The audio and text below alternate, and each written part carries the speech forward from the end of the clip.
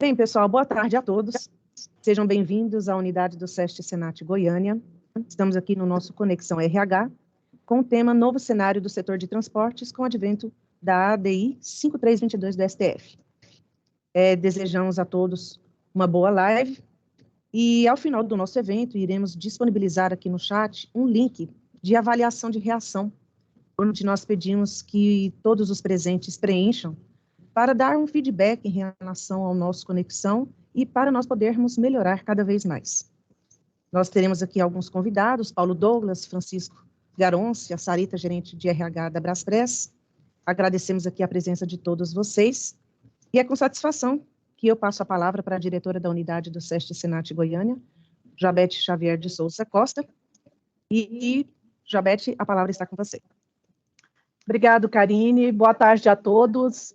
É com muito carinho que recebemos todos vocês, mesmo que de uma forma virtual, para falar de um tema tão atual que está, preocupando todo o setor de transporte. Temos aqui com a gente a doutora Jaqueline Carrijo, que é do Ministério do Trabalho, da Superintendência de Relações do Trabalho.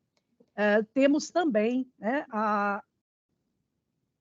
Paulo Douglas, que já veio aqui na unidade, já fez uma palestra aqui com a gente, que foi muito esclarecedora, o nosso amigo Garonci, todos presentes nessa live. E eu vou estar falando um pouquinho do SESC Senat, qual que é o nosso papel nessa história toda, e eu vou pedir aqui para o Fernando, com a equipe aqui, nós estamos com o Fernando e com a Karine, para dar suporte a esse evento tão importante que é o Conexão. Então, desejamos a todos vocês, das empresas de transporte, sindicato, convidados, muito boas-vindas para este evento. Então, a nossa missão é transformar a realidade dos trabalhadores do transporte e dos seus dependentes e contribuir para elevar a competitividade dos transportadores por meio da educação profissional, de eventos como esse, que tem o objetivo de esclarecer sobre a questão da ADI 5322. A visão é ser reconhecido pela excelência em educação profissional, saúde e qualidade de vida e inovação para o setor de transporte. O SESC Senat, ele tem mais de 160 unidades espalhadas pelo país, com o objetivo de ofertar serviços na área de saúde, esporte, lazer e educação profissional. Além dos cursos presenciais e cursos via online, nós temos também os cursos em EAD. O impacto do nosso trabalho é em mais de 4.000 municípios, e os atendimentos nossos são 100% gratuitos a trabalhadores do setor de transporte. Essa tela mostra aí os canais por onde vocês podem acessar o SESC Senat, que é através do site, através das redes sociais, através do WhatsApp, do portal do cliente, marcando a sua consulta ou agendando o seu curso. E nós vamos dar início às palestras que consideramos importantíssimas para esse tema, que é o novo cenário do setor de transporte com o advento da ADIM 5322 do STF. Então, eu chamo aqui para fazer a sua fala o senhor Ézio Nunes da Silva, que é o superintendente regional do trabalho, em substituição à senhora Sebastiana, que vai estar fazendo as palavras de abertura para essa importante conexão. Boa tarde. Estão me ouvindo com clareza? Sim, Ézio. Ah, ótimo. Meu nome é Ézio Nunes. Eu vim aqui trazer uma palavra em substituição à nossa superintendente titular, a Sebastiana de Oliveira, que não pôde estar presente, e dizer da nossa satisfação, da nossa honra de, mais uma vez, o Ministério do Trabalho e Emprego, por meio da Superintendência Regional do Trabalho em Goiás, de compor mais uma oportunidade de disseminação de conhecimento, de esclarecimento de legislação. Mais uma vez, a gente está inserido nessas questões que permeiam o mundo do trabalho, Mas, especificamente, na tarde de hoje, sobre a ADI 5322. essa decisão, né, que o STF tomou concernente a essa ação direta de inconstitucionalidade, ela contempla todos os motoristas profissionais, né, nos mais diversos segmentos da economia, e não é de hoje que o Ministério do Trabalho, por meio especificamente, digo de cadeira, né, por meio da Superintendência Regional do Trabalho, não é de hoje que a gente tem dado extrema atenção a esta questão específica do transporte, dos trabalhadores da área do transporte, com a missão precípua, missão esta que a gente vem até destaca até nas camisetas das ações fiscais que são empreendidas, missão precípua de salvar vidas, né? Segurança e saúde no trabalho, nas estradas, salvam vidas, né? São ações que a gente já há alguns anos implementa, ação esta capitaneada, brilhantemente capitaneada pela nossa chefe da seção de fiscalização do trabalho, doutora Jaqueline Carrijo, com uma equipe de servidores, auditores fiscais do trabalho, servidores administrativos, abnegados em atingir essa importante missão, né, de salvar vidas efetivamente. São ações efetivas que trazem resultados efetivos. Isso é o mais importante para nós.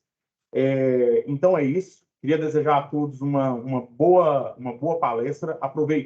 Espero que todos aproveitem bastante este momento. São momentos assim que a gente adquire conhecimento, são raros ou às vezes difíceis de acontecer, né? E saúdo, né, nossa colega, doutora Jaqueline Carrijo, e também os demais palestrantes, doutor Paulo Douglas, procurador do Trabalho da 24ª Região, e o doutor Francisco Garonce, vice-presidente do Improtran. É isso, muito obrigado. Agradecemos a sua fala, Ézio, e passamos a palavra agora para dar as boas-vindas também na abertura da nossa live, o Tiago de Almeida Queiroz, da PRF. Seja bem-vindo, está nos escutando?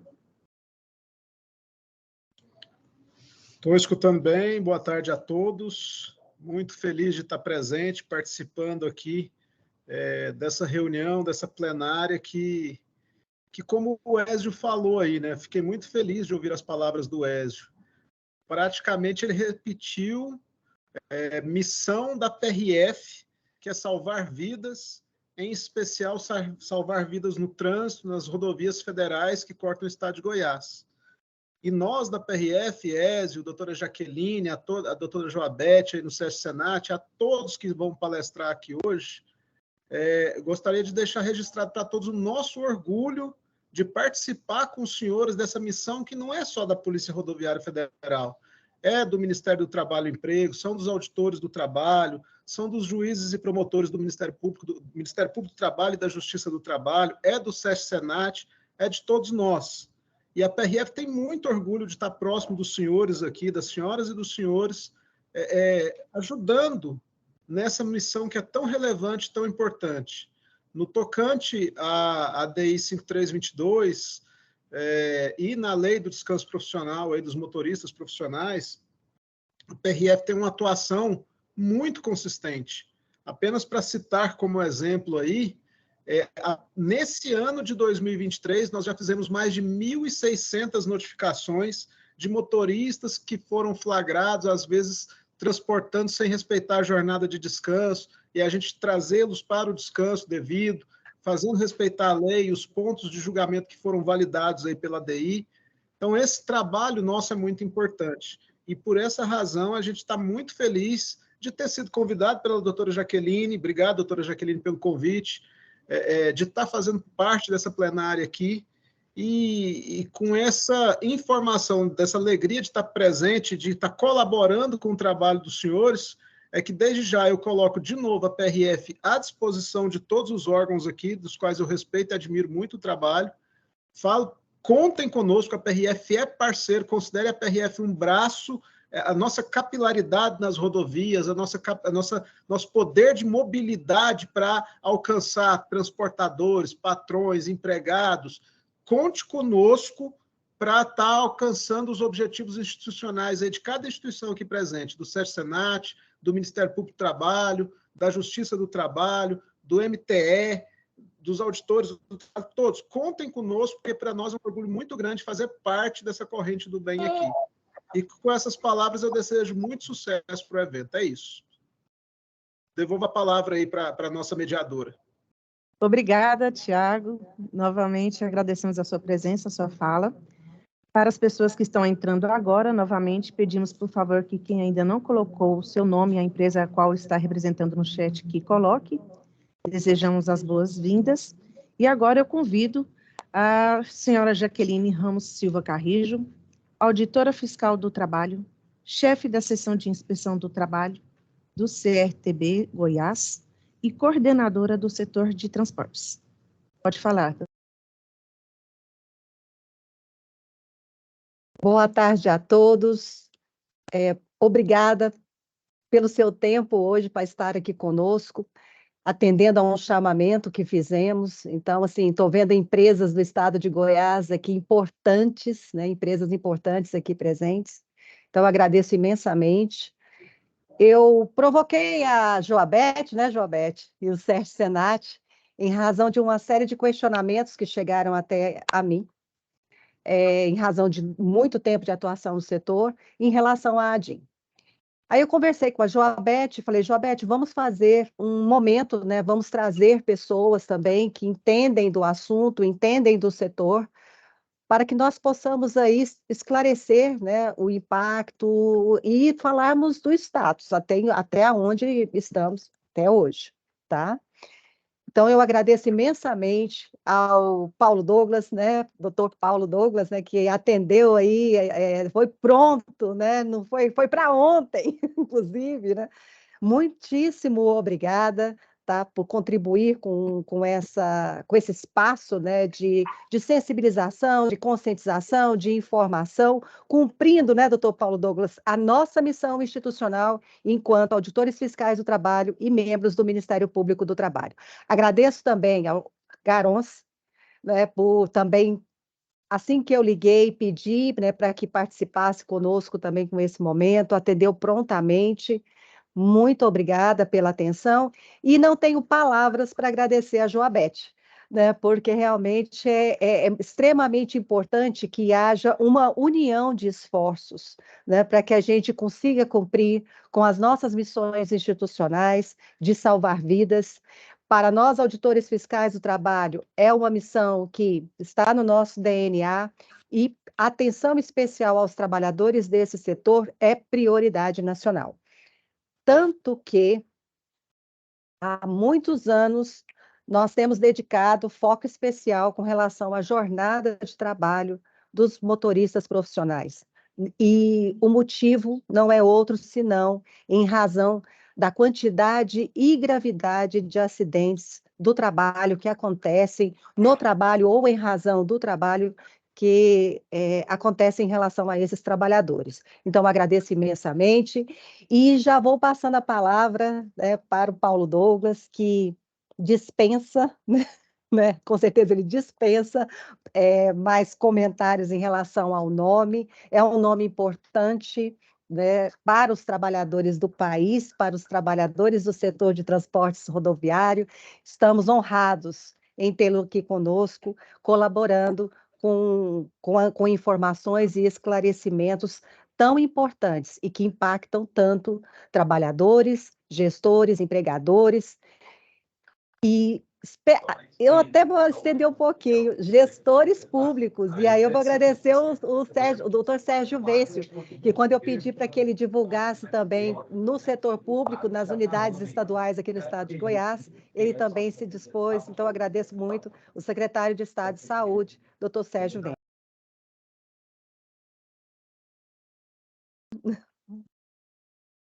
Ô, Jaque, muito obrigado pelas palavras. Eu gostaria de agradecer, inicialmente, claro, a nossa anfitriã aí, né, a Joabete, as palavras do nosso doutor Ézio aí pela Superintendência Regional do Trabalho em Goiás, o nosso policial, cadê o nosso agente policial que falou há pouco?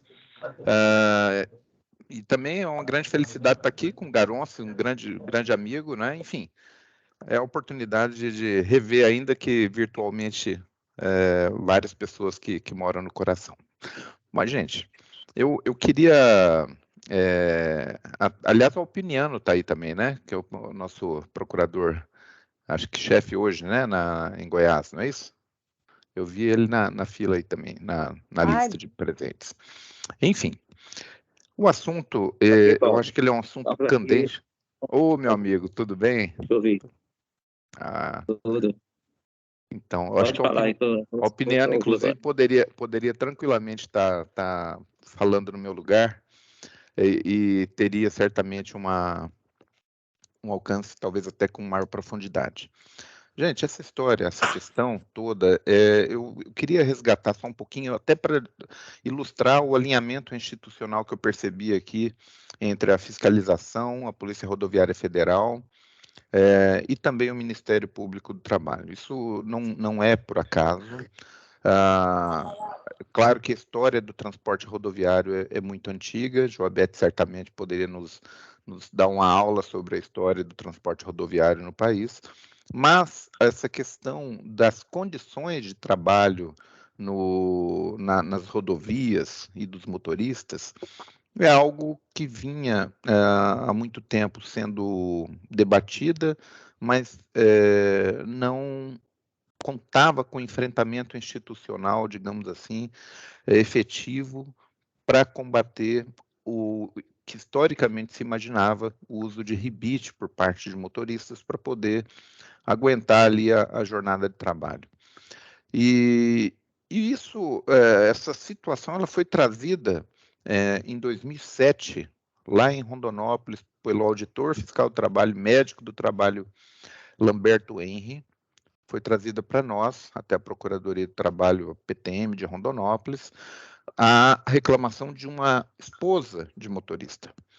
E ela dizia que era viúva de um marido vivo, né? Que quando o marido chegava em casa não tinha condições de convívio familiar, social. E ela acreditava que isso se dava em razão dos rebites que ele tinha que tomar para poder aguentar, né, as jornadas de trabalho. E quando o Lamberto trouxe essa situação para nós,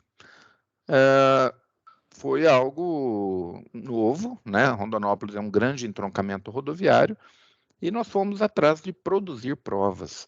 E a produção de provas, nesse caso, seria para a gente verificar que tipo de droga que estava sendo utilizada e por qual razão essa droga era utilizada. E fizemos algumas operações, a primeira delas em Rondonópolis, outra em Diamantino, e a constatação foi que cerca de 30% dos motoristas utilizavam efetivamente alguma espécie de substância e não era o rebite, a maior incidência, era a cocaína. Né? E isso nos deixou bastante alarmados. Claro, vocês podem imaginar, não é? 1 a cada 3 motoristas, eventualmente, sob efeito de cocaína. E percebam que naquela época nós fizemos o teste de urina, que é um teste de curtíssima janela. Né? Hoje em dia nós temos o teste de queratina, que pega uma janela muito maior, esse percentual poderia ter subido muito mais.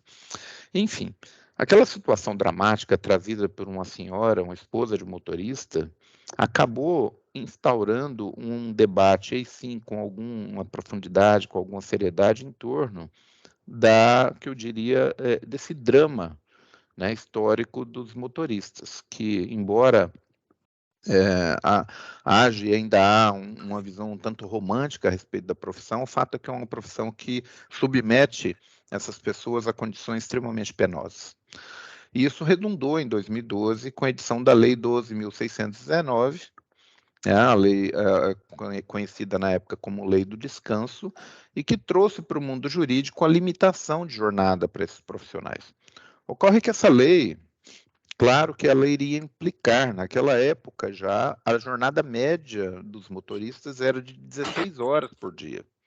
Então, obviamente que ao reduzir essa jornada para 8 horas e eventualmente com 2 adicionais, 2 extras, você reduz a mão de obra disponível, né, em número de horas, e isso implicaria em um aumento de custos. Isso não agradou alguns setores da sociedade, em especial os setores ali que dependem de uma maneira mais intensa do transporte rodoviário, a exemplo, claro, do setor ruralista, mais precisamente os produtores de commodities, como soja, milho, etc. Essa insatisfação acabou ganhando eco no Congresso Nacional. Em 2015, sobreveio a Lei 13.103. Essa lei ela veio permeada de retrocessos com relação, quando comparada com a Lei 12.619, e ela, em tese, legalizou 4 horas extras, o que equivaleria o motorista legalmente estar trabalhando até 12 horas por dia. Ela oportunizou em algumas situações a inexistência de qualquer controle, como no transporte de carga viva e perecível. Ela trouxe, portanto, uma série de retrocessos. O tempo de espera que havia sido implementado, e vale lembrar, a Lei 12.619 foi fruto de um grande acordo entre transportadores e trabalhadores do transporte. Diferente da Lei 12.619, a Lei 13.103 ela foi imposta realmente por interesses desses grupos, né? E que depois os transportadores pegaram carona e nós temos uma norma precarizante, não fruto de um acordo, mas sim de uma imposição econômica sobre o setor. Pois bem, como não houve ali êxito em sensibilizar os parlamentares com relação aos aspectos abusivos, eu diria, da Lei 13.103, essa questão foi levada ao Supremo Tribunal Federal, né, e por meio da ação direta de inconstitucionalidade 5322, que aqui estamos hoje a falar. O Supremo levou aí 8 anos para tomar a decisão, né, apreciou a questão e agora nós já temos uma decisão pendendo ainda a apreciação de embargos de declaração com relação ao pedido ali de modulação dos efeitos dessa decisão. E esse hoje é o nosso cenário. E estamos aqui para falar um pouco, então, desse novo momento do transporte rodoviário instaurado com base na decisão do Supremo Tribunal Federal, que acabou resgatando os primados, eu diria, da 12.619, em especial o primado da dignidade humana, o direito fundamental da dignidade humana, na medida em que houve clara preocupação em aliás, preocupação, gente, com algo óbvio, né? O motorista é um ser humano, e como todo ser humano, ele precisa descansar, ele precisa ter garantida ali os seus direitos fundamentais, e um deles, talvez o mais importante na área trabalhista, é a limitação de jornada. Muito bem. Então, eu falei, até essa apresentação, eu expus semana passada, na última sexta-feira, no Sindicamp, inclusive. O Sindicato Patronal ali de Campinas fez também um evento, teve essa mesma iniciativa, que mais uma vez eu louvo, sabe, Jaque? Jaque é uma grande parceira aí, e aliás, na 12.619, né, foi uma luta árdua e constante, a Jaqueline sempre ali ao lado. Veja, o Sindicamp fez também um evento como esse, e poderiam vocês pensarem, poxa, mas por que a área patronal está tão interessada em debater esse assunto? E que bom que está. Né? Mais uma vez, o CS-Senat um órgão do Sistema S e também ligado ao setor patronal. É muito importante essa iniciativa para que nós possamos entender um pouco melhor esse novo momento e como agir nesse novo cenário. Muito bem, então, o tema que foi proposto lá no Sindicamp, eu acho que cai aqui com muita perfeição, é esses novos desafios, né?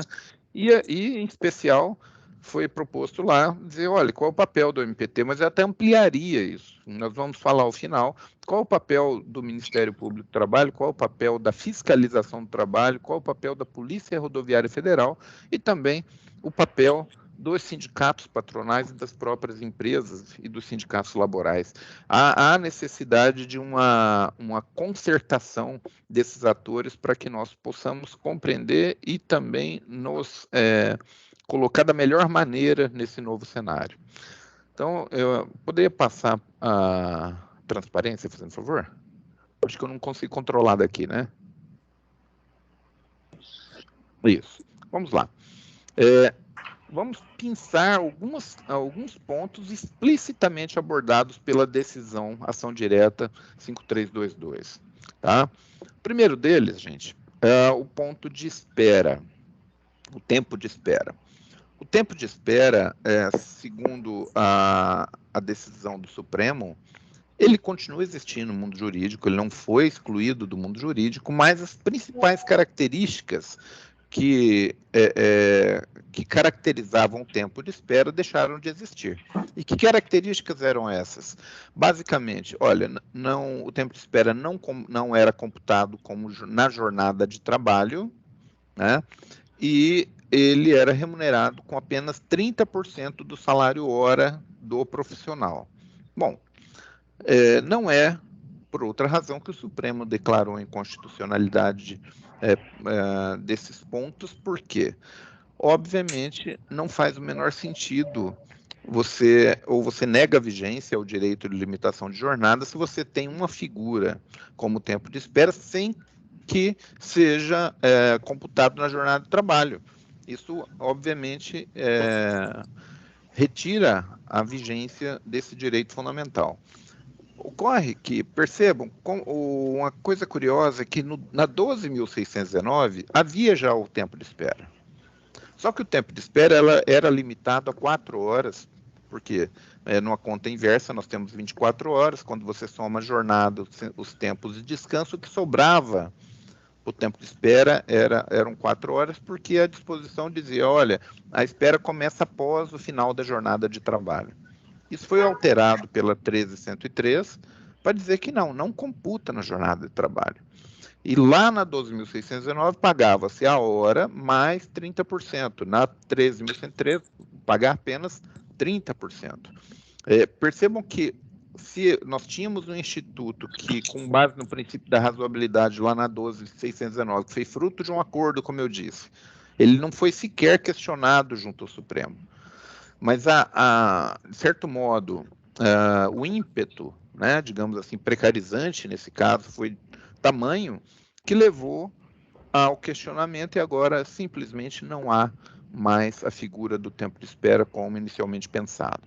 Então, esse é o primeiro ponto importante. O segundo é o fracionamento do intervalo interjornada. O Supremo entendeu que não é inconstitucional aquela ideia de fracionar 8 horas mais 3. Agora são 11 horas efetivamente. Outra questão abordada, o repouso, que foi declarado inconstitucional, o repouso do motorista com caminhão em movimento, o que inviabiliza, em última análise, o emprego de 2 motoristas, né, porque a ideia do caminhão o caminhão não para, mas o motorista descansa, mas obviamente essa questão também foi afastada pelo Supremo, porque obviamente não há condições de descanso adequado com um caminhão em movimento, em especial no Brasil, que a gente sabe que não tem sequer condições de segurança ali na cabine. Muito bem. E eu destaco também a constitucionalidade. Foi declarado constitucional o exame toxicológico. Talvez aqui o único ponto que eu costumo ressaltar positivo da Lei 13.103. Ela trouxe para o mundo jurídico essa figura do exame toxicológico, isso foi muito importante. Mas perceba que nessa tela eu estou colocando as questões explicitamente abordadas. É o que todo mundo está olhando, está falando a respeito. Agora, na próxima tela, por gentileza, nós vamos abordar as questões implicitamente abordadas pelo Supremo. Então, podemos passar para a próxima tela, por favor.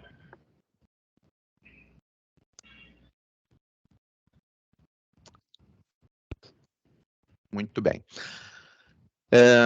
Uma decisão judicial, normalmente a gente acaba lendo ali só a parte dispositiva, né? Mas esse acórdão do Supremo, ele precisa ser lido na sua integralidade. E nos seus fundamentos, nós encontramos questões importantes e muito impactantes.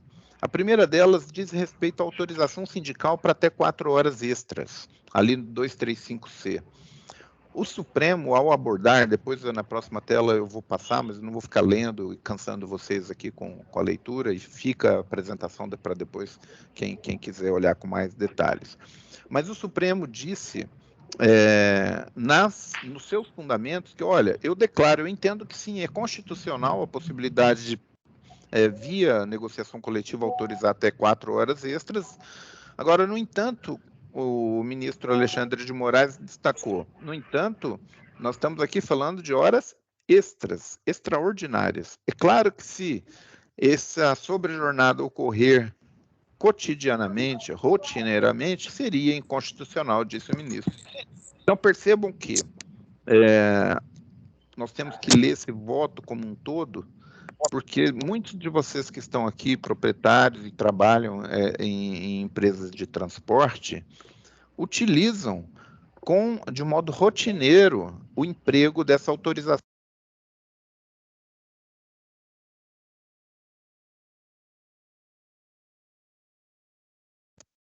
Alô? Tá no mudo. Me Agora sim. ouvem? Havia congelado, mas estamos ouvindo agora. Até onde que vocês me ouviram? Só para eu saber. Rotineiramente utilizam. Então pronto. Então, percebam que o emprego rotineiro de 4 horas extras, caso hoje vá um auditor fiscal até a empresa, caso os senhores sejam ali objeto inquiridos, né, pelo Ministério Público do Trabalho, com base na decisão e nos fundamentos da decisão, sim, vocês vão ter problemas tanto com a fiscalização quanto com o Ministério Público do Trabalho. Então, esse é um ponto muito importante. Uma outra questão implícita, que não está, eu acho que aqui o SESC Senat, claro, cuida também do transporte rodoviário de pessoas, né, tanto urbano quanto rural, e também nas razões de decidir, uma questão que é muito comum no Brasil todo é o fracionamento do intervalo intrajornada do motorista ali do transporte coletivo urbano. E também ali o ministro Alexandre de Moraes fazendo uma interpretação analógica, disse, olha, esse intervalo mínimo, esse fracionamento é possível, mas pelo menos em intervalos mínimos de 30 minutos. Isso muda tudo com relação ao intervalo intrajornada, possibilidade de fracionamento nessa atividade. E um outro ponto também muito importante, que é muito comum, como vocês sabem, as transportadoras lançarem mão do chamado transportador autônomo agregado. E ali, aquela figura, eventualmente, do transportador agregado se confunde muito com o transportador, com o motorista empregado. E essa questão, ela foi levada ao Supremo, o Supremo entendeu na DC 42 que, acho que, salvo engano, é 42, posso estar me equivocando com relação ao número da ação direta, que diz que firmou o entendimento de que caberia somente a Justiça Comum apreciar e julgar. No entanto, nesse voto agora da 5322, mais uma vez o ministro trouxe uma informação importante, dizendo, olha, se presentes ali as elementares de relação de emprego, é a Justiça do Trabalho que tem que julgar. Então, percebam que tudo isso, que são pontos muito impactantes, estão não no dispositivo da decisão, mas sim no corpo do voto. Agora vamos passar rapidamente com relação ao texto do corpo do voto de cada uma dessas questões que eu mencionei. Pode passar para a próxima, por favor.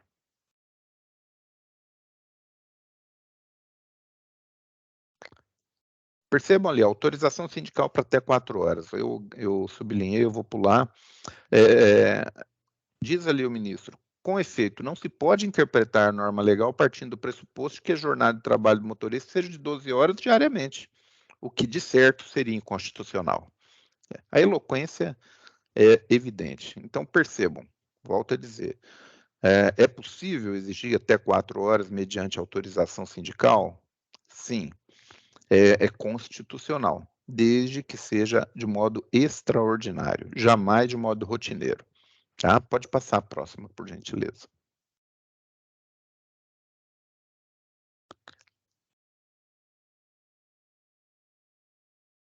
A limitação do intervalo entre a jornada, não vou aqui me ater, né? Mas ali, como eu disse, no entendimento do ministro, teriam que ser, o fracionamento é possível desde que em infrações mínimas de 30 minutos. Isso vai impactar bastante o transporte coletivo urbano, mas como não é nosso foco, vamos passar.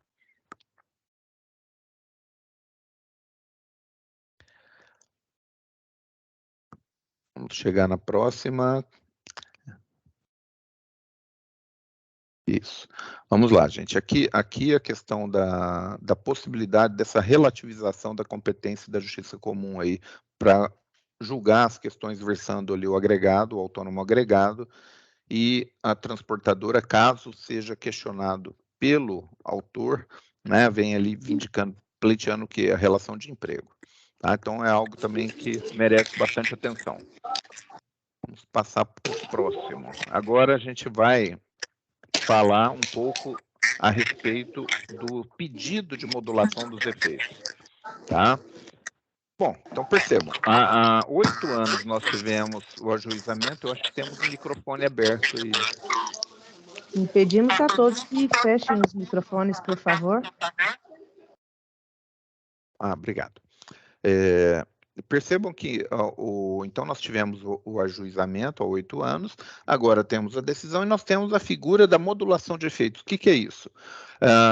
Via de regra, em ações diretas de inconstitucionalidade, nós temos o chamado efeito retroativo, né, ou chamado ex tunc, né, para nós no juridiquês, dos efeitos da decisão. Então, significa, trocando em miúdos, o seguinte, fala, olha, essa norma que foi declarada inconstitucional, tempo de espera, para pegar aqui o exemplo, ela simplesmente não existe mais no mundo jurídico e os efeitos seriam retroativos. Ora, então, a determinada empresa que há 8 anos coloca seu trabalhador lá na fila de carga e descarga, digamos, por 4, 6 horas ou mais, como todos sabem, e estava pagando 30% do salário hora e não computava esse tempo na jornada de trabalho, teria que, em tese, pagar não 5, mas os 8 anos retroativos para esse motorista. Falando.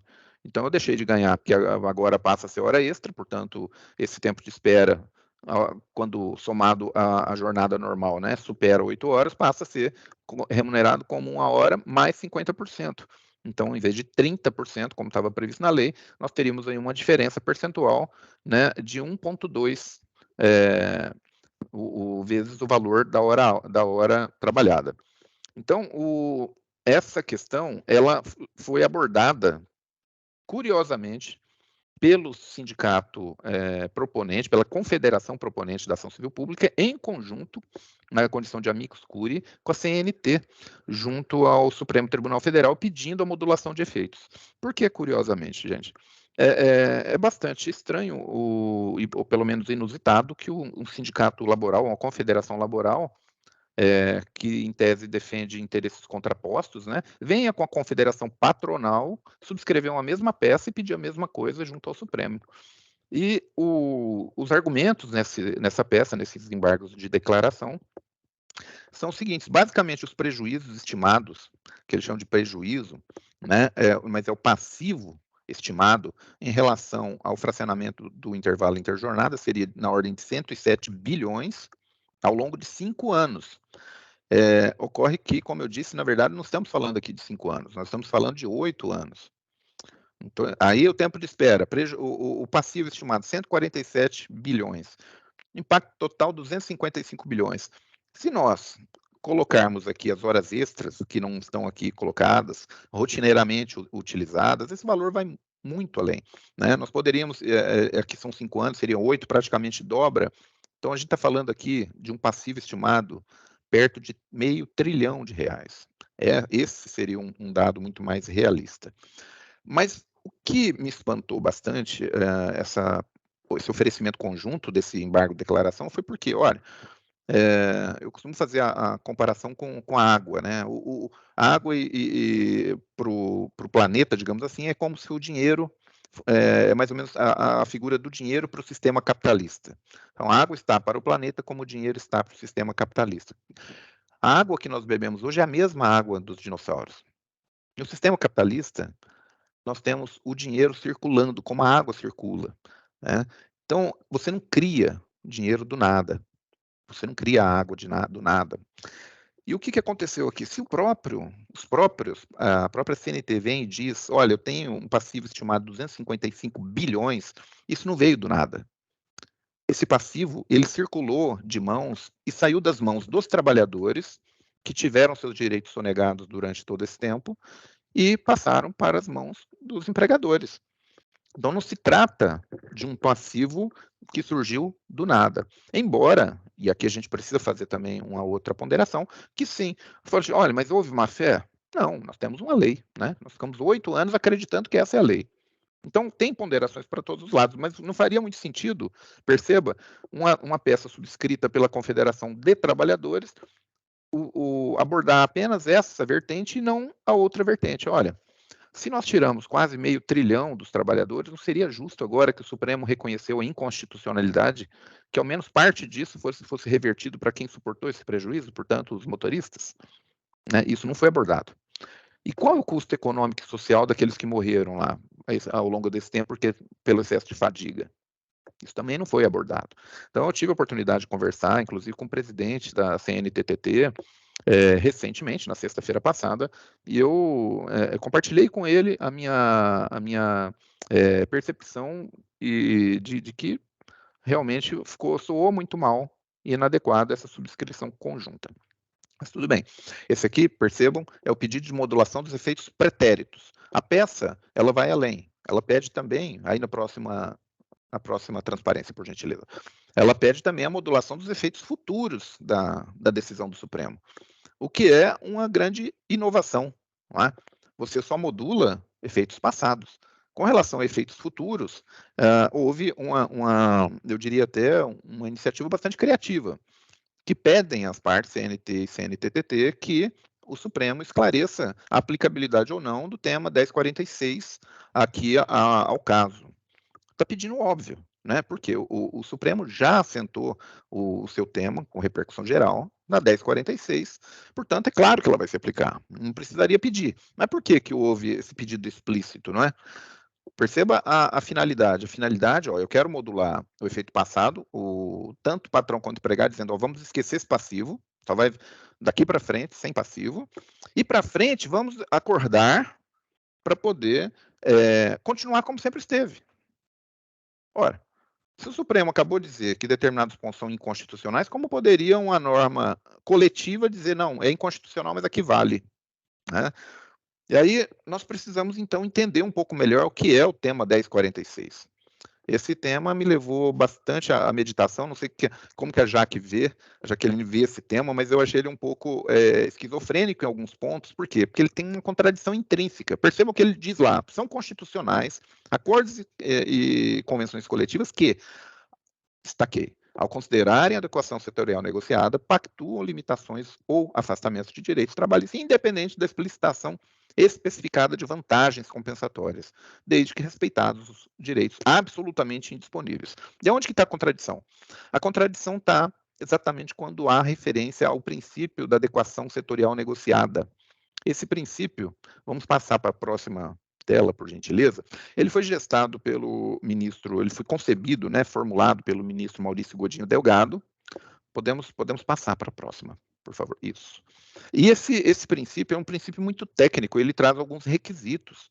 Então, diz Maurício Godinho Delgado, já pulando ali, que esse princípio ele tem que respeitar alguns critérios. Então, para que a norma coletiva possa ter vigência, digamos assim, supremacia sobre o texto legislado, ele diz, olha, quando essas normas implementam um padrão setorial de direitos superior ao padrão geral. oriundo da norma, no caso CLT. Então, nós temos que trazer um nível de proteção superior.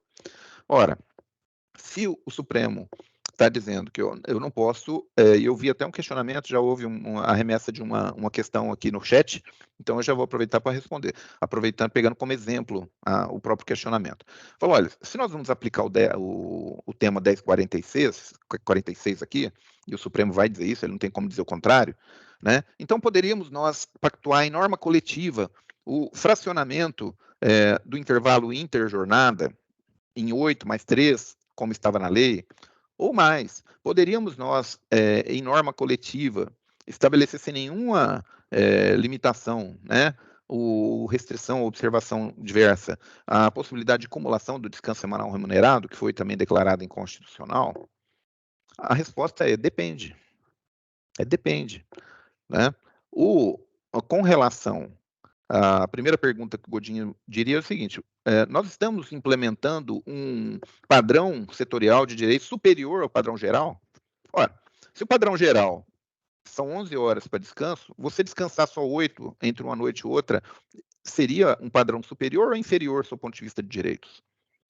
No primeiro momento, me parece que seria inferior, nós estaríamos dando um passo atrás em termos de garantia de direitos.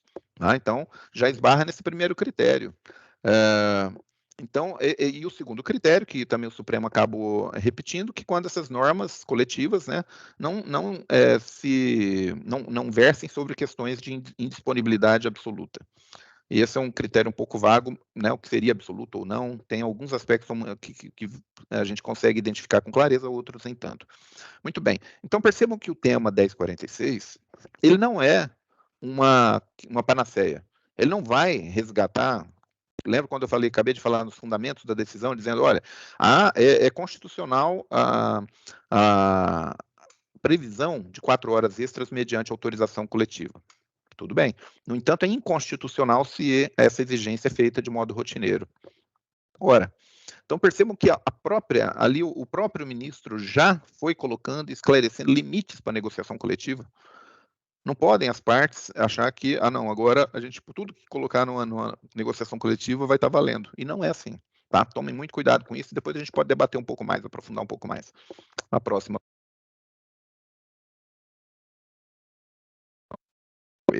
Voltei. Vamos para a próxima?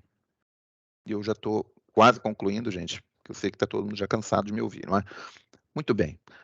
A questão que me colocaram, mas e o papel do Ministério Público?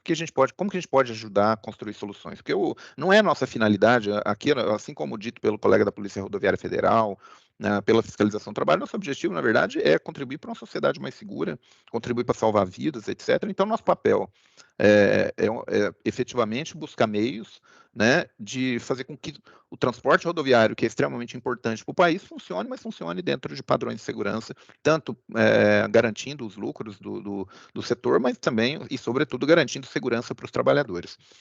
E como fazer isso? Primeiro, o vetor, que aí eu estendo, não só a MPT, mas fiscalização, Polícia Rodoviária Federal, como interlocutores sociais. Essa iniciativa aqui da doutora Jaqueline Carrijo é uma demonstração dessa interlocução, desse esforço de interlocução com os atores do setor.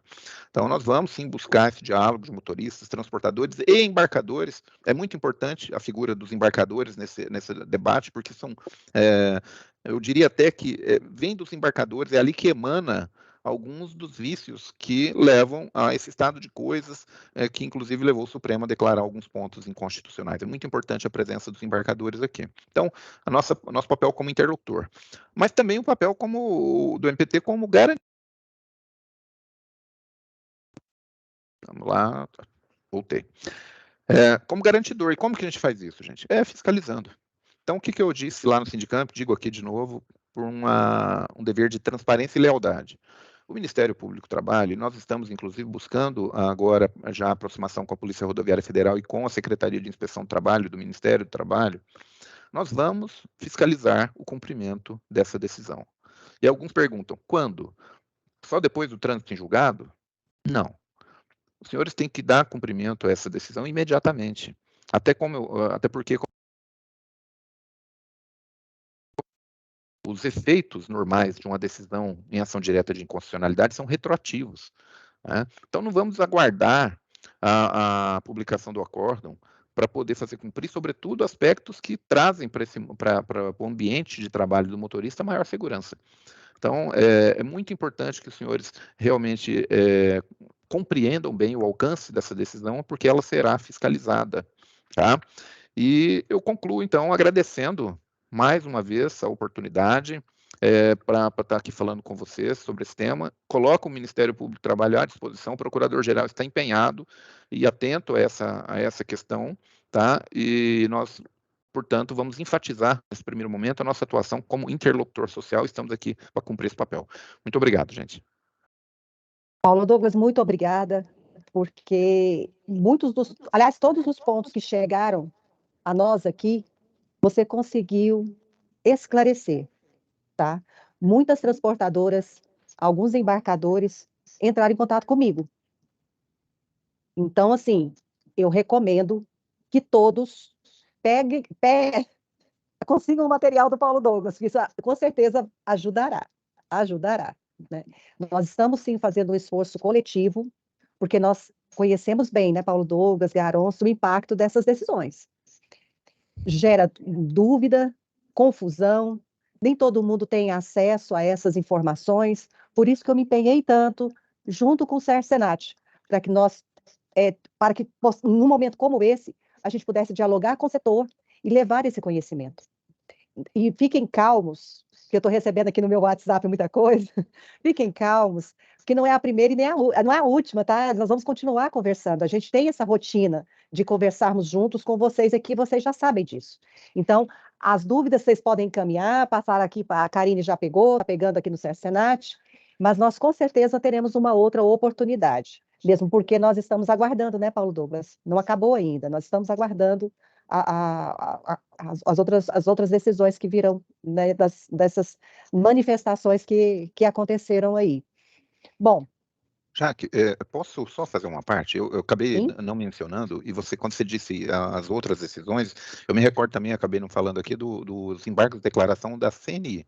A CNI, ela também embargou de declaração pedindo 2 anos de prazo, para que o Supremo diga, ó, dê 2 anos aí para o setor se adaptar. Eu acho muito improvável que esse pedido seja acatado, tá? Mas eu queria só colocar esse aspecto. Eu acho que é improvável, porque como que você pede para a corte que vai fiscalizar a autoridade da Constituição Federal para que, olha, eu posso continuar atuando de modo inconstitucional por 2 anos, né? Eu acho que é um tanto absurdo, mas eu não queria deixar de mencionar também esses embargos da CNI. Obrigado.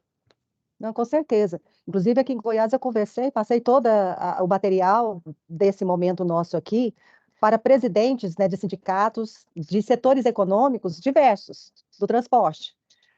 Né? O esforço da nossa superintendente. Seu áudio sumiu. Só um instantinho, por favor.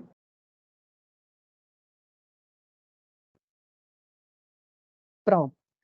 Sim, nós fizemos um esforço muito grande aqui, estamos fazendo um esforço grande para levar esse conhecimento e informações vindas, né, de fontes confiáveis, né, Paulo Douglas? Fontes confiáveis, para que não haja dificuldades além daquelas que fazem parte quando você tem movimentos aí que mexem com as organizações, aí já eu estou falando no conceito da NR1, né? E por isso que também entramos em contato com representações de segmentos diversos, de vários setores econômicos, construção civil está aqui, comércio está aqui, educação está aqui, advogados desses segmentos todos estão participando, Paulo Douglas e Garonce. E o objetivo é esse, querem entender. Muitos querem, nem todo mundo consegue pagar, assim, advogados caros, né, ter um jurídico à disposição 24 horas. Então, nós estamos aqui cumprindo um papel de levar informações, tudo gravado, né, e depois tudo disponibilizado para quem precisar. E falando um pouco de fiscalização do trabalho, o nosso objetivo aqui, como eu falei, cumprindo a missão institucional de levar esclarecimentos e conhecimento. Mas nós temos tido uma luta também persistente, assim como o Ministério Público do Trabalho, com o objetivo de garantir a integridade física dos trabalhadores, mas como? E aí vem uma das partes, digamos assim, do nosso trabalho, que é a fiscalização da jornada de trabalho. A fiscalização da jornada de trabalho sempre foi prioridade quando o assunto é motorista profissional do transporte rodoviário. Não tem como fiscalizar esse setor econômico sem levarmos em consideração a jornada de trabalho. Todas as nossas investigações de acidentes graves e fatais, infelizmente, na lista de investigação de acidentes fatais da nossa superintendência aqui em Goiás, eu penso que não é diferente de outros estados da federação, o maior número de mortes e informações de acidentes graves são desse setor. E com alguns recortes, né, doutor Paulo Douglas? São informações que vêm até nós de empregados. Nessas informações que chegam até nós, a CAT via e-social, que é a outra modernização do mundo do trabalho, essa questão do e-social, nas nossas informações não estão chegando motofrete, motoboy, mototáxi, que eu sei que é uma palavra horrível, mas são tantas mortes envolvendo esses trabalhadores das motocicletas que estão todas invisíveis, porque a maioria está na informalidade, ou está em uma cooperativa, ou está numa situação na uberização. Então, assim, a gente realmente não tem dados, não tem informações. O que chega até nós são de trabalhadores com vínculo de emprego. Os informais, os estatutários, cooperados, não chegam até nós. Então, quando a gente fala que tem quase 380 mortes informadas no e-social envolvendo motoristas de caminhões e ônibus, com certeza esse número é muito maior. Ele é muito maior. E um fator importante da ocorrência desses acidentes, eu não disse determinante, eu disse importante, é justamente a jornada de trabalho. Então, esse é um assunto da hora no setor. É um assunto da hora, né? O princípio, né, de padrões superiores nessas relações trabalhistas deve ser o nosso objetivo. Jamais fazer uso de princípios que não existem no direito do trabalho, nenhum princípio que autorize ou favoreça retrocesso de desenvolvimento humano. Isso não existe. Os princípios do direito do trabalho, eles promovem desenvolvimento humano. E quando a gente fala de desenvolvimento humano, as relações que acontecem no trânsito, nós não podemos permitir a aplicação de normas, e aí eu incluo acordos e convenções coletivas, que favoreçam retrocessos, que favoreçam descumprimentos de princípios constitucionais. E pior, que favoreçam acidentes de trânsito. E aí, realmente, nós unimos esforços, ou o país tem coerência, as autoridades brasileiras têm coerência. Não, nós assinamos tratados internacionais aqui para redução dos acidentes de trânsito. Ou a gente é coerente, ou realmente nós estamos só fazendo, digamos assim, documentos bonitos para autoridades internacionais lerem, sem nenhuma ação efetiva, né? Então, aqui, nesse espaço, o SESC-Senat, a Superintendência, o Ministério Público do Trabalho, a Justiça do Trabalho, a gente tem, sim, unido esforços para essa sensibilização, porque esse é o nosso objetivo. Não é levantar hora extra, né, doutor Paulo Douglas? Não é garantir passivos, fazer isso, fazer aquilo, não é. Para nós não interessa essa questão da monetização da vida, que é isso que a gente está falando. Quanto custa a vida? Quanto custa, né? Não nos interessa. Então, assim, tudo que fizermos, e a gente alinha esforço junto com todos vocês, trabalhadores, transportadoras, embarcadores, todos que contratam com essa mão de obra, vamos pensar soluções, vamos criar medidas assim de impacto verdadeiro, com uma vontade genuína, né, de reduzirmos os acidentes no trânsito. Essa escolha, não tem uma frase bonita, né? A campanha do trânsito tem uma frase muito legal, né? No trânsito, escolha a vida. Que esse objetivo seja um objetivo genuíno de todos nós. É fácil? Não, não é fácil. Nós sabemos que não é fácil. Envolve comportamento, né, doutor Paulo Douglas? Envolve comportamento, envolve vícios de comportamento e tal, mas a gente consegue. Se os outros conseguiram, se outros países do mundo alcançaram, por que nós não vamos alcançar também? Né?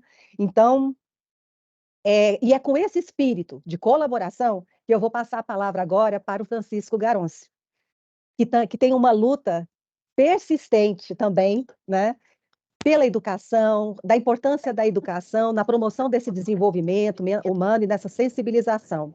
Garonça, é uma honra ter você aqui conosco. Eu não me canso de falar que, para mim, é uma honra ser sua amiga. Ele é meu amigo. É uma honra muito grande. Seja muito bem-vindo em Goiás. Desculpa, tem gente do outro estado da federação também. Não, muito bem-vindo na nossa live. Garonça.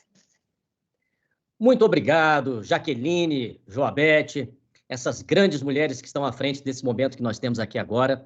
Muito obrigado pela oportunidade de estar aqui ao lado de vocês, principalmente porque conseguir juntar quase 450 pessoas numa sexta-feira à tarde, olha, isto é realmente uma grande vitória. E parabéns, Paulo Douglas já é um grande amigo, ele que está aqui sempre nos ensinando. Sorte nossa que estamos tendo essa oportunidade de aprender com o Paulo Douglas exatamente o que nós precisamos saber.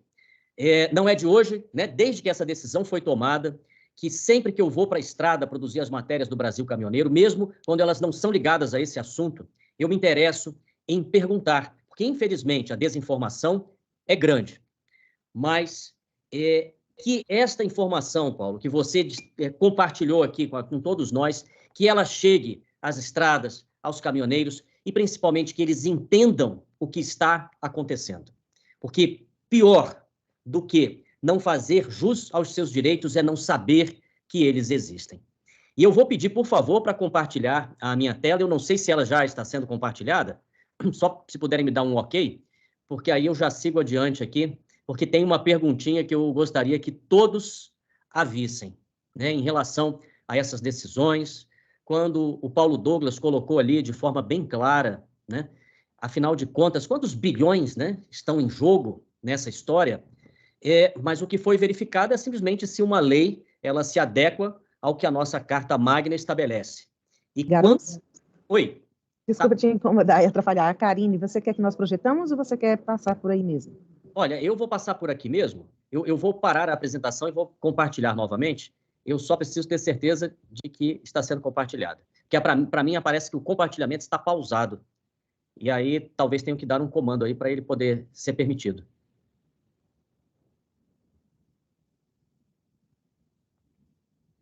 Nós podemos fazer isso, Garonça. É porque à distância eu não consigo comandar as mudanças. É só compartilhar a tela. Sim, ok.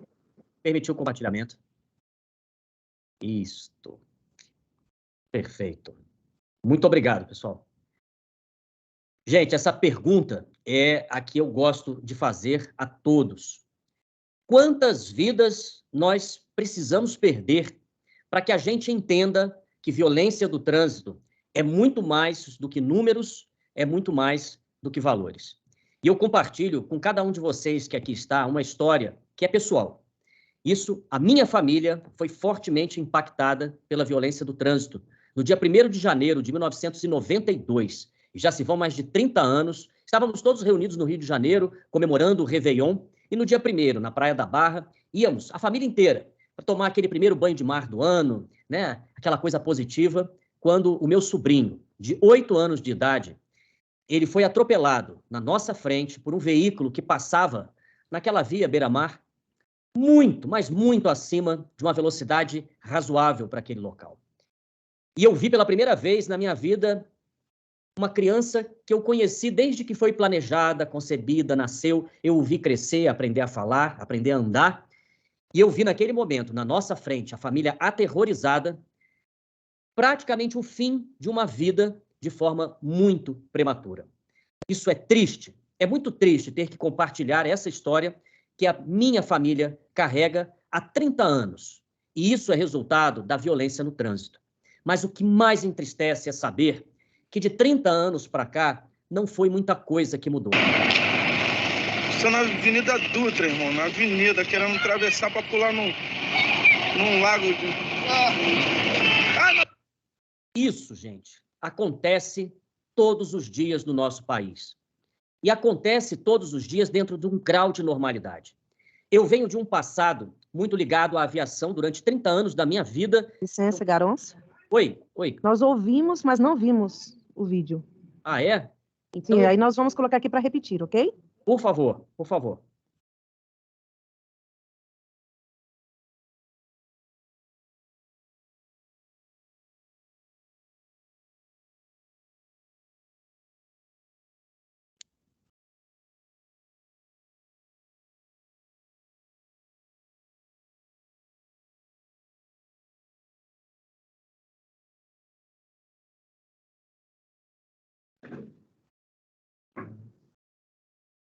Ok, pode falar. Já. Acho que é só dar o passar adiante aí que ele.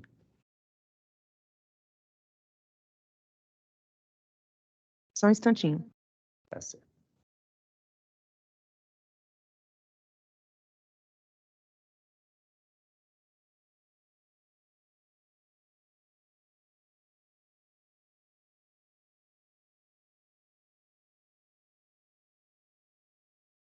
Prontinho. Deu certo? Sim.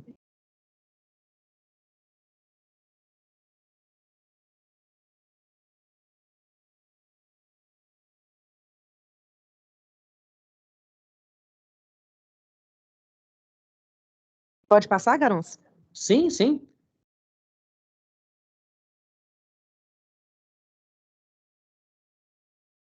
Mas o vídeo foi compartilhado com todos, não? Sim. Ah, então tá, desculpa. Mas, pessoal, então, dando continuidade, né, ao que nós estávamos colocando para vocês, é de absoluta importância, né? Eu que tenho uma história profissional muito ligada à aviação e atrelo muito, né, a atenção e a percepção que a sociedade tem dos diversos setores para que os resultados possam ser alcançados.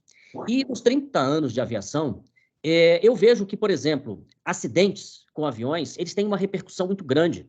Algumas semanas atrás, uma aeronave, né, caiu com um grupo de empresários que estavam indo pescar. Morreram 14 pessoas. E aquilo foi manchete em todos os jornais. Todos os jornais. Eu acredito de que quem está assistindo aqui, muito poucos, talvez não tenham, pelo menos, ouvido falar, recebido no celular essa notícia. Mas uma coisa que eu queria compartilhar com vocês é o seguinte, que no Brasil hoje, nós não temos mais acidentes de trânsito, né? E essa é uma notícia, pode passar a próxima, por favor, que ela, infelizmente, não é tão boa quanto nós gostaríamos. A próxima. Pode ir para a próxima.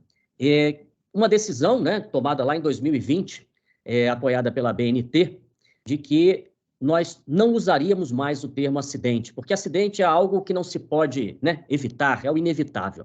E o sinistro, não. O sinistro, ele é algo que traz prejuízo e que não pode ser aquela tela branca mesmo.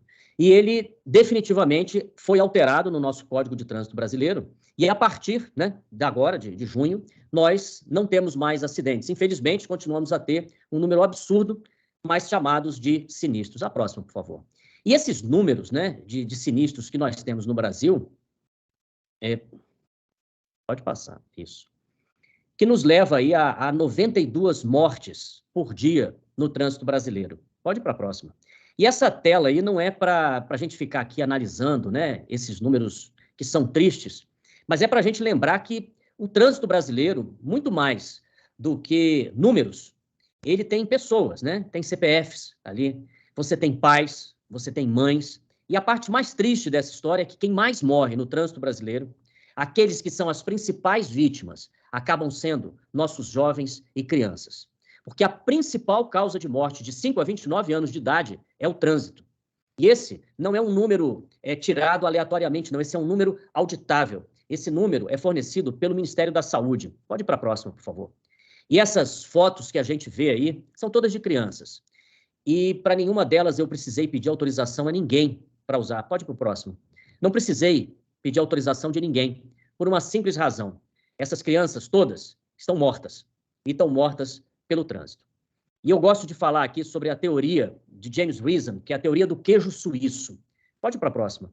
Essa teoria, ela explica fenômenos complexos, como é o caso de um sinistro de trânsito, como é o caso de um acidente de aviação, onde essa teoria do James Reason é muito usada. Essa linha vermelha, a gente enxerga aqui, da direita para a esquerda, é a linha que une o risco ao sinistro, o risco ao acidente. E para você sair do risco, o risco ele existe em muitos lugares, ele é comum. Para que você consiga ultrapassar e chegar ao sinistro, nós passamos por várias situações de risco na nossa vida que não culminaram em sinistros ou em acidentes. Por quê? Porque eles foram interrompidos. Essa trajetória até o sinistro, ela pode ser interrompida por camadas. E essas camadas, o James Reason as chama de fatias do queijo suíço. Por que queijo suíço? Porque o queijo suíço é aquele que tem os buraquinhos, como a gente vê aí. E essas fatias do queijo são as camadas de proteção. A educação para o trânsito, é uma camada de proteção que nós temos. Uma boa fiscalização é uma camada, uma engenharia de trânsito eficiente, mas uma dessas camadas, e de absoluta importância para evitar que riscos se tornem sinistros no trânsito, é a atuação da proteção ao trabalhador. E isso se dá por meio do Ministério Público do Trabalho, isso se dá por meio da auditoria fiscal do Ministério do Trabalho, são os mecanismos institucionais que existem para fazer com que os riscos que são reais não cheguem a ser um sinistro.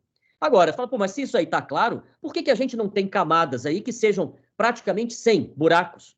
Porque não se consegue ser universal, não se consegue promover a proteção ao trabalhador todo o tempo todo. Mas os mecanismos para isso, eles devem existir. E foi isso que Paulo Douglas nos colocou muito brilhantemente. Essas mudanças, o objetivo delas é criar condições para que nós tenhamos uma dessas camadas protegendo esse trabalhador que vai para as estradas, para que ele não chegue à posição do sinistro. A próxima, por favor. E nós temos algumas situações, como a gente vai ver a seguir. Pode adiantar, por favor. Isso, pode rodar. Esse aí não tem áudio, é só um vídeo de um sinistro ocorrido, talvez muitos já tenham tido conhecimento, né? Talvez tenha que passar de novo para as pessoas conseguirem entender a dinâmica do que aconteceu aí.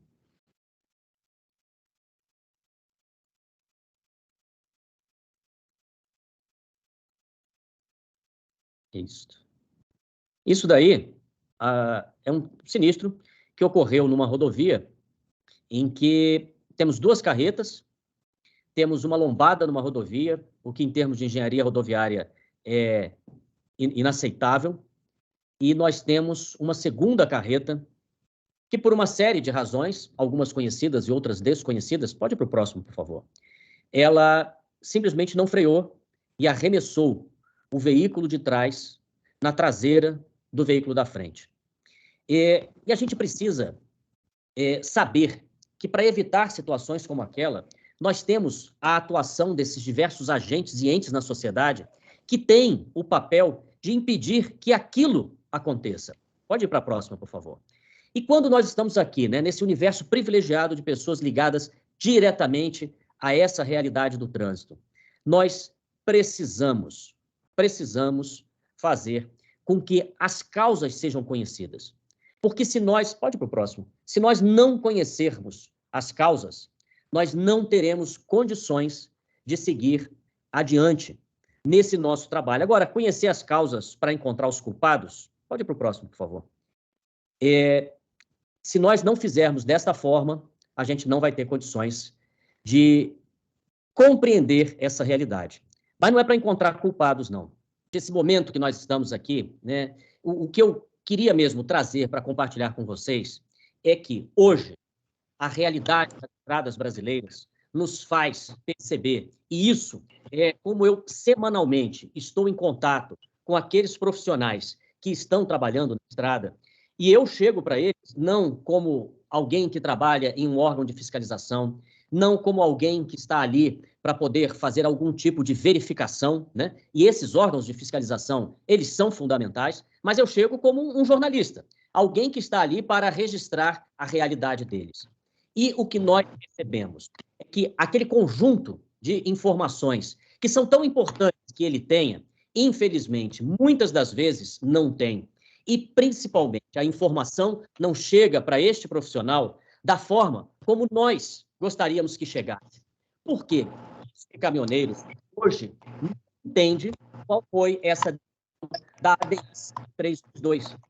O que reverberou muito dentro desse universo foi a realidade de que, olha, você, caminhoneiro, não pode mais fazer aquele descanso que você fazia na sua casa, que você ia acumulando. Passava várias semanas e depois você não conseguia. E isso está muito ligado ao que a gente conhece como o Visão Zero. Visão Zero é uma filosofia que surgiu na Suécia, na década de 1990, que diz que nenhuma morte no trânsito é aceitável. Agora, essa nenhuma morte no trânsito que é aceitável, tem gente que acha que isso daí é um número muito grande, é muito absurdo. Não, Brasil hoje, matando 30 e tantas mil pessoas, né, por ano, 92 por dia. Como é que a gente vai chegar a zero né? Hoje nós temos um Plano Nacional de Redução de Mortes e Lesões no Trânsito, um documento que fundamenta até mesmo para os empresários, porque muita gente acha que o Penatrans é coisa para funcionário público usar e fazer o seu trabalho, e não é. O Penatrans é um plano nacional para toda a sociedade, inclusive para fomentar, para dar apoio às ações que reduzem mortes e lesões no trânsito. E tudo isso faz parte de um conjunto muito maior, um conjunto mais complexo. Pode pular o vídeo, porque ele não vai passar, não. Assim, a gente tem que entender, na realidade, que existe um sistema seguro que ele é baseado nessa visão zero, em que ele tem vários aspectos. E um deles é o seguinte, que nós somos seres humanos e que nós erramos como seres humanos. Porém, nós não precisamos pagar com a nossa vida pelos erros que nós cometemos. Pode passar o próximo. E isso é importante para todos que trabalham no transporte rodoviário de cargas terem essa clareza de que errar é humano. Então, não tem solução? Tem sim. Pode passar para os próximos, que seria um vídeo que não vai rodar, mas entendermos que as soluções existem e elas passam obrigatoriamente pelo uso de tecnologias, mas tecnologias que sejam usadas para que nós possamos viver. Porque o que a gente quer, no final das contas, é no final de um dia de trabalho, chegar em casa, encontrar as nossas famílias. E o futuro que a gente espera, ele já está aí com as novas tecnologias. Os veículos autônomos são uma realidade. Pode ir para o próximo, por favor. E essa autonomia, que há alguns anos atrás parecia impensável, hoje é realidade. Essa foto não é foto de estúdio. Aquilo se deu lá nos Estados Unidos, na Califórnia. Aqui, essa imagem é do Porto de Rotterdam, um dos mais movimentados do mundo. E ele tem um segmento do porto que é totalmente movimentado com veículos autônomos. Já tem quase 10 anos. E alguém imagina qual é o número de mortos e lesionados no Porto de Rotterdam? É 0. Ou seja, a visão zero da Suécia, ela é possível. Mas ela é possível graças à tecnologia que cada vez mais nos permite eliminar os erros humanos. Pode ir para o próximo, por favor. E o que eu chamo todos aqui é para entendermos que essas tecnologias aí estão e elas devem ser usadas a favor da vida. E quando nós nos deparamos com essa situação, especificamente da ADI 5322, que o Paulo Douglas nos fez uma brilhante explicação.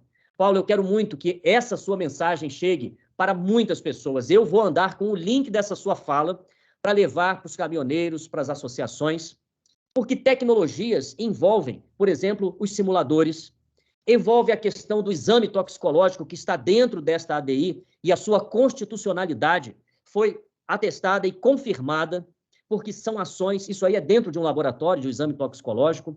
Tudo isso faz parte de um grande conjunto que visa proteger este trabalhador que tem um papel fundamental na nossa sociedade, que é um papel essencial para a nossa economia. E cabe às instituições, às diversas instituições, proteger este trabalhador, que muitas das vezes, por falta de conhecimento, ele acaba sendo colocado em situação de risco quando desconhece os seus direitos e muitas das vezes acha que não existe uma outra solução. Eu só queria finalizar aqui dizendo que o trânsito que eu quero, que vocês querem, o trânsito que não mate os nossos filhos, que não matem os amores das nossas vidas, esse trânsito depende de todos nós e nós tomamos muitas decisões de trânsito. E decisão de trânsito não é só passar ou não passar por um sinal vermelho, decisão de trânsito não é devo ou não apenas fazer uma ultrapassagem, mas é a hora que eu decido que eu, dentro da minha empresa, vou designar um caminhoneiro para seguir um trecho levando determinada carga, e eu vou cuidar desse indivíduo para que ele esteja descansado. Eu vou cuidar deste caminhoneiro para ter a certeza que essa carga vai chegar ao destino. Pode passar adiante, porque esse vídeo também não vai rodar, não. Mas, principalmente, entender que todas essas nossas decisões são fundamentais para que nós tenhamos a segurança. Pode passar mais um, por favor. E aí eu deixo o meu contato para todos, mas a mensagem final é o chamamento do início dessa nossa apresentação. Quantas vidas nós precisamos perder para acreditar que, efetivamente, promover a segurança para o profissional do trânsito, isso é positivo para o negócio? Quantas são as empresas brasileiras que são referência em cuidado com o trabalhador, que implantam sistemas que não são obrigatórios por lei, que fazem um controle e acompanhamento contínuo, muito além daqueles mínimos exigidos pelas normatizações de trânsito, simplesmente porque chegaram à conclusão que ter segurança no seu ambiente de trabalho, ter segurança no trânsito, é um excelente negócio. E o que eu faço questão de levar todos os sábados de manhã, às 7 horas, lá na Record TV, em rede nacional, é a mensagem de que o caminhoneiro ele não precisa ser protegido excessivamente, ele precisa ser esclarecido. E a ele devem ser dadas condições para que faça o seu trabalho de forma digna e segura. E quem proporciona isso está fazendo um excelente negócio. E que a mensagem seja a de usem todos os conhecimentos que aqui foram compartilhados pelo Paulo Douglas.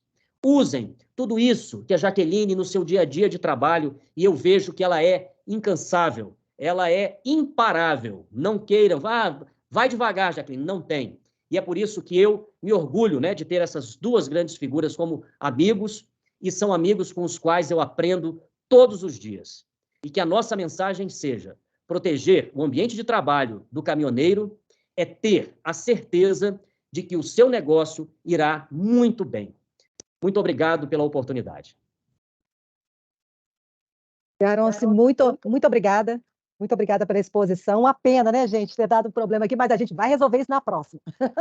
Bom, só para puxando um pouco a conversa aí do Garonce para a questão das empresas, em relação às empresas, o setor passa por uma grande necessidade de mão de obra. Então, e me perguntam muito sobre isso. Como que vocês podem ajudar do Ministério do Trabalho com relação, né, à falta de motoristas? Infelizmente, em Goiás, por exemplo, nós temos muitos caminhões, inclusive, no pátio, por falta de motoristas. Um caminho é justamente aí, onde o respeito encontra o respeito, onde a dignidade encontra um tratamento digno. Então, eu espero, sinceramente, que com mudanças de condições, e aí eu sei que envolve uma série de frentes, a gente sabe, a gente conhece os desafios também das transportadoras, dos embarcadores, mas aqui é o auditor do trabalho. O Ministério Público do Trabalho acabou também de falar. Então, nós temos uma missão institucional específica, que é proteger a classe trabalhadora. Mas nós entendemos o que acontece, digamos assim, o que orbita as condições e as relações de trabalho, em termos, inclusive, de economia. Não somos alienados, nós conhecemos muito bem. Então, eu vou passar a palavra agora para a Karine e já vou me despedindo, né? Já vou me despedindo e vou passar para a Karine e vou passar para que haja a continuação da nossa apresentação. Bem, retorno agora agradecendo novamente a todos os convidados e vamos passar a palavra agora para Sarita Magna Antônio, gerente nacional de recursos humanos da Braspress. Nós falamos tanto sobre esse assunto e que tal a gente saber um pouquinho mais de boas práticas de uma empresa parceira? Quando eu digo empresa parceira, é transporte de passageiros aliado ao transporte de cargas, ao sistema SEST-SENAT, a Secretaria Regional do Trabalho, todo o Ministério, enfim, todos que possamos unir forças para uma condição melhor de vida do nosso motorista profissional. Então, eu convido aqui agora a Sarita, agradeço desde já a sua presença, vamos passar os slides para você e a palavra está contigo. Muito obrigada, Karine, boa tarde a todos. Quero parabenizar aí os colegas que também fizeram excelentes apresentações aí, muito obrigada, é sempre bom a gente compartilhar experiências, né? E a gente falando de motoristas, né, do setor de transporte, realmente não são todas as empresas que fazem o investimento na segurança do motorista. E a segurança, quando a gente fala do motorista, a gente está olhando aqui, né, eu como RH olho o motorista como um colaborador, né? Então eu quero zelar para o bem dele, pela saúde dele, pela segurança dele. Mas tudo que a gente faz para ele, isso também reflete para a sociedade. Então, os cuidados que a gente tem hoje com o nosso motorista também reflete nas rodovias. E eu vou apresentar um pouquinho para vocês hoje uma das coisas que a gente faz para os nossos motoristas, que é o CAMB. O CAMB, ele tem o nome Basil de Barros, que é o primeiro motorista da Braspress. O CAMB é o Centro de Apoio ao Motorista Braspress, né? Falando de mim, eu sou a Sarita. Eu, por incrível que pareça, estou no RH, mas eu fui formada em engenharia, né? Eu comecei na Braspress como engenheira de segurança do trabalho e cuidando das pessoas, vim parar no RH e cá estou. E falando da trajetória do CAMB, né? O nosso CAMB aí ele nasceu em 2012 aqui na Braspress. Foi uma iniciativa do nosso diretor-presidente, né, seu Urubatã. E a ideia, né, sempre foi a gente cuidar do profissional mais importante do setor do transporte, que é o motorista. Sem motorista, nenhuma transportadora funciona, seja ela de carga, seja rodoviária, né? A gente precisa do motorista. Então, como eu falei inicialmente, né, o nosso CAMB foi para homenagear seu Basil de Barros, nosso primeiro motorista, que até hoje participa dos nossos eventos aqui na Braspress. Ele vem aqui. O CAMB, ele possui uma equipe multidisciplinar, né, de profissionais, que a gente tem um encarregado responsável pelo CAMB, temos médico do trabalho no CAMB, temos enfermeiros, técnicos de enfermagem, auxiliar de enfermagem, assistente social e psicólogo organizacional. No CAMB, como que é o nosso procedimento? Todos os motoristas, antes de iniciar qualquer viagem, eles têm que passar pelo nosso centro de apoio ao motorista. No CAMB, eles fazem uma triagem, tanto de enfermagem, quanto pelas psicólogas. Como a Braspress é uma empresa que está no Brasil inteiro, né, nossa capilaridade é muito grande, a gente tem CAMBs localizados em pontos estratégicos no Brasil. A gente falou bastante hoje sobre a atualização da lei do motorista, a questão da jornada, do descanso, da interjornada. E o que a gente faz? A estratégia do CAMB é realmente a gente poder fornecer para o motorista que ele atenda à legislação. Então, por exemplo, o nosso motorista, ele sai daqui de São Paulo, estou falando de São Paulo, tá, gente? Guarulhos, São Paulo. O motorista, ele sai daqui de São Paulo, ele não vai direto à Feira de Santana, por exemplo. O motorista, ele vai até Belo Horizonte, respeitando a jornada dele, estourando 12 horas, né, de limite, conforme foi previsto aí como constitucional na legislação. Ele vai até Belo Horizonte, lá ele para, ele descansa e outro motorista assume a viagem dele para poder seguir até o destino final. E depois lá no meio de Minas, em Itaubim, também troca até chegar lá. Então, o nosso campo... Só volta um pouquinho um slide, por favor, Karine. Volta um... Eu quero o slide 7. Então, todo motorista, ele passa no CAMB. Então, o motorista saiu daqui. Antes de sair de Guarulhos, ele entra no CAMB e aí ele passa pela a triagem da enfermagem antes de mais nada, né? Aí é uma imagem ilustrativa de todo o processo que ele faz. E, em média dia, nós temos 360 atendimentos no CAMB. E se a gente for pensar anualmente, 65 mil atendimentos no CAMB. Pode passar o próximo. No CAMB, então, o motorista, ele chega no CAMB, a enfermeira atende ele faz o teste do bafômetro, ele faz o exame de glicemia, ele verifica a saturação e a frequência cardíaca, a aferição de pressão arterial, checa o peso e altura para a gente acompanhar o IMC daquele motorista, faz a aferição da pressão arterial, teste psicológico, teste do sonômetro, o exame toxicológico, que além da admissão e da demissão obrigatórios pela lei, na Braspress a gente faz o exame toxicológico como uma periodicidade.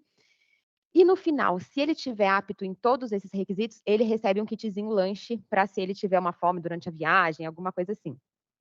Qualquer um desses parâmetros, se não estiver dentro do nosso limite seguro de liberação, a gente não libera esse motorista. O motorista não sai da Braspress. Ou, se for, por exemplo, a pressão arterial. A pressão arterial, o motorista, às vezes ele pode falar, esqueci de tomar o remédio, realmente, o motorista que é hipertenso. Aí ele toma o remédio, aguarda algumas horas e depois, se tiver tudo ok, ele sai. Senão, ele não sai. O teste psicotécnico e o teste do sonômetro, qualquer alteração também, ele não sai. Teste do bafômetro, de jeito nenhum, ele é liberado. Pode seguir, que eu vou falar um pouquinho mais do sonômetro e dessa parte do programa do sono. Dentro do CAMB, a gente tem um programa específico para cuidar do sono do motorista, porque a maior parte das nossas viagens, elas são noturnas. Então, a gente tem que realmente zelar para que o motorista ele tenha descansado durante o dia e garantir que ele vai estar bem para a viagem dele.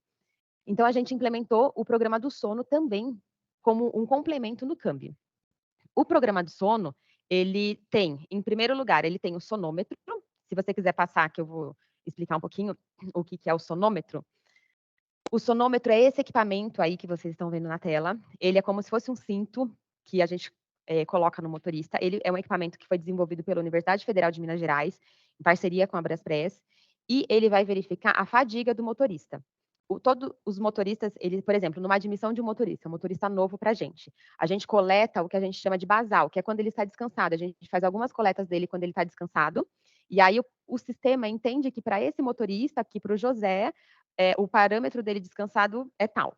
E aí, quando ele vem antes da viagem dele para poder fazer a liberação, ele responde um questionário perguntando quantas horas ele dormiu, qual é a previsão de chegada dele no destino final, tudo mais. Se você quiser passar para o próximo, Karine, pode passar. E esses algoritmos da resposta dele vai associar com o equilíbrio dele. Olha a fotinha do motorista, ele fica parado olhando para um alvo e o sistema vai coletar as informações do equilíbrio dele e o algoritmo vai combinar com aquela informação que foi coletada dele descansada. E aí a gente tem uma informação gráfica, o resultado desse teste é esse gráfico aí, por exemplo, que está na tela um resultado apto, que é essa linha verde. Esse motorista está apto, então ele sai para a viagem. Se o motorista tiver com uma projeção de fadiga, né, que é o que a gente fala que ele pode cansar até o fim da viagem, a gente não libera o motorista para a viagem. Então a gente pede para esse motorista descansar e a gente coloca outro motorista que está de plantão na escala. Pode continuar, Karine, por favor. Próximo slide. Que faz parte também do nosso programa do sono é a torre de fadiga. Então, o sonômetro a gente vê antes do motorista sair daqui para ver se ele vai ter condições para viajar. E durante a viagem, a gente tem a torre de monitoramento de fadiga, que é o acompanhamento das câmeras por uma equipe especializada, né, psicólogos e médicos, que é uma equipe terceirizada, não é dentro da Braspress, da torre de fadiga. E o sistema ele lê, né? Se o motorista deu boceja, ele vai dando alertas e a torre de fadiga fica acompanhando aquele motorista durante a viagem. Se o motorista deu um alerta de viagem, como por exemplo que tem na imagem, a torre de fadiga solicita para o gerenciamento de risco para pedir para aquele motorista parar no ponto autorizado mais próximo e entrar em contato com a torre. E a torre de fadiga, a psicóloga responsável do plantão, faz uma triagem, faz algumas perguntas para o motorista e faz a triagem para saber se ele está seguro para continuar a viagem ou não. Pode ir para o próximo, por favor. Outra questão importante, né? Quando naquele slide lá que a gente projetou os câmbios, locais estratégicos do Brasil, eu comentei que o nosso motorista ele não viaja além ele não vai longe, né? Ele viaja daqui até a nossa filial mais próxima, de lá ele para, dorme, faz pelo menos as 11 horas de interjornada e volta. As nossas filiais, elas são preparadas para acolher o motorista. Então, os nossos motoristas, eles também não dormem no cavalo. Eles têm quartos individuais nas filiais que eles possam realmente dormir a quarto com ar-condicionado, tudo preparado para que ele possa fazer cortina de blackout, porque ele dorme durante o dia, para ele poder realmente fazer esse descanso dele o tempo todo e poder, ao acordar, ele passa de novo pelo CAMB, e aí só se ele tiver procedimento todo de novo, todos os parâmetros de saúde e psicológicos estiverem ok, aí ele é liberado para a viagem. Aqui também nós temos, em todas as filiais, estrutura de sala de jogos, academia, os refeitórios para os motoristas poderem realmente ter uma estrutura completa para ele ficar tranquilo na filial e conseguir descansar corpo e mente para voltar para casa, né? Essa questão dele ir e voltar para casa é uma questão muito importante, que ele está próximo da família, né? E a gente também sempre traz a família do motorista para dentro da empresa para poder conscientizar também a família de que é importante o motorista dormir. Porque quando ele está no nosso alojamento, nos nossos dormitórios, a gente garante que vai ter silêncio, que vai ter ar-condicionado, de que vai estar tudo preparado para que ele possa ter o melhor sono da vida dele. Mas quando ele está fora daqui, a gente não controla, a gente não sabe como é que está a situação na casa dele, se o filho dele vai querer ficar chamando para brincar com ele. Então, a gente traz a família, a gente traz esposa, marido, criança, para que todos venham aqui e a gente dê uma palestra de conscientização também com relação ao descanso e ao sono. Pode passar, Karine, por favor. E completando o CAMB, o irmão do CAMB, é o Unicamb, que é a nossa unidade integrada de capacitação dos motoristas, que hoje nós temos 2 simuladores, e lá no século XIX a Braspress foi pioneira em trazer um simulador de direção de caminhões para o Brasil. Hoje nós temos 2, temos um simulador fixo e um simulador móvel, e junto com o sistema de telemetria, consegue avaliar o motorista quais são os itens que aquele motorista precisa ser treinado. Então, a telemetria, ela vai analisar, por exemplo, esse motorista está tendo uma freada brusca, está tendo muita freada brusca, ou está fazendo curva muito acentuada, né, que é a força G, que é medida pela telemetria. O sistema de telemetria ele vai avaliar aquele perfil do motorista, a gente vai ler isso e vai falar, esse motorista aqui precisa fazer um treinamento de frenagem. Então, a gente tira o motorista de escala, vem para o simulador, faz treinamento de frenagem. Se for necessário, a gente tem temos 3 instrutores práticos também de direção, vai para os instrutores para que esse motorista ele realmente se recicle e esteja preparado, né? E todas essas ações que a gente faz para o motorista, para a segurança do motorista, para a saúde do motorista, fez com que do ano de 2021 para o ano de 2022, nós tivéssemos uma redução de 16% dos eventos de segurança, né, que a gente chama na telemetria, eventos de segurança, que são eventos que poderiam ter gerado algum acidente, porque o acidente, se ele não aconteceu, a gente não sabe quantos a gente deixou de evitar, a gente sabe que a gente não teve, né? Então, a gente consegue medir pelos eventos de segurança. Reduzindo evento de segurança, a gente reduz o acidente também. Então, o nosso motorista, né, sempre aqui na Braspress, em todas as transportadoras aqui presentes e no Brasil inteiro também, a gente entende que o motorista sempre está em primeiro lugar. Então, era essa as nossas ações voltadas ao motorista que eu gostaria de compartilhar com vocês, que vem muito nessa questão, né, de que a gente falou muito de segurança, atender jornada, respeitar a interjornada e evitar acidentes, né? Estamos aqui todos e temos que ir todos juntos, né? Então, estou à disposição aí para vocês também, o que vocês precisarem, estou à disposição. Muito obrigada. Sarita, obrigada pela sua presença, por ter aceitado o convite e participar da nossa live. Parabéns Obrigada. pelas boas práticas, que outras empresas possam fazer boas práticas também. Algumas já fazem, as que estão pensando em fazer, são boas ideias aí para a gente implementar, né? E antes de fazer as considerações finais, passar a palavra para a Joabete, para a Jaqueline, em agradecimento a todos vocês, reforço a importância de vocês responderem à nossa avaliação de reação. Eu estou colocando aqui agora no chat, porque isso nos ajuda a melhorar cada vez mais. Por aqui também eu tenho os dados de vocês para a gente estar mandando material, fazer outros convites. Então, reforço aí o nosso pedido que preencham essa avaliação de reação. Passo agora, então, as palavras para a Jaqueline fazer os agradecimentos finais e a Joabete. Me despeço por aqui, desde já agradeço e nos encontramos em uma próxima oportunidade em mais um Conexão RH.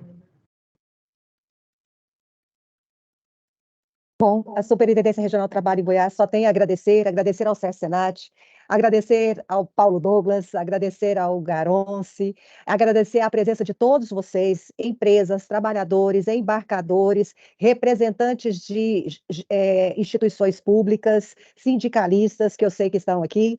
Então, muito obrigada pela presença de todos. E essa história não acaba aqui. Continuamos à disposição, voltaremos novamente para falar sobre esse assunto. Tá? Então, Joabete, muito obrigada por tudo e até a próxima. Também agradeço, primeiramente, a equipe SESC Senat que está aqui, a Karine e ao Fernando, que deram todo o apoio para que isso pudesse acontecer, a Jaqueline, por ter dado a iniciativa, né, a visita dela na tomada do vamos trabalhar esse assunto, o Ministério do Trabalho quer fazer isso, e eu acho que é só com braços de outras pessoas que a gente consegue ter um alcance maior. Agradecer, Sarita, você foi 10, ótimo, nós estamos muito felizes com a participação da Braspress, um abraço do senhor Ubatã, eu acho que, talvez ele não lembre de mim, mas eu me lembro muito bem dele, e sei, assim, da pessoa humana, né, batalhadora, trabalhadora, muito bacana.